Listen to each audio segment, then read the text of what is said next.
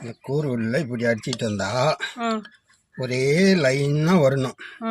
இப்படி கொஞ்சம் உள்ளுக்கும் மேலுக்கும் உள்ளுக்கும் போகக்கூடாது. இப்படி ஒரே லைனாக இப்படி வரணும். இப்படி வருதுன்னா அடுத்தது வேலை செய்யும் போது அது ஒரே லைனாக இப்படி வரணும். கொஞ்சம் மீதி கம்மி உள்ள மேலே செதுக்கக்கூடாது. ஒரே மாதிரி வந்தால் தான் கடைசி வரையும் ஒரே மாதிரி வரும். ஒரே கணத்தில் எல்லா தாலும் இருக்கும்.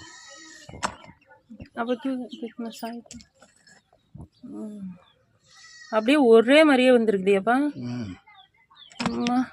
இந்த மரக்காமி இன்னுமே இதை செதுக்கி விட்டு இல்லைன்னா இந்த வெளியே செதுக்கிட்டு வரணும். இந்த வெளியே செதுக்கி விட்டுட்டு வந்து அப்புறமா தான் இதை உள்ளே செதுக்கணும்.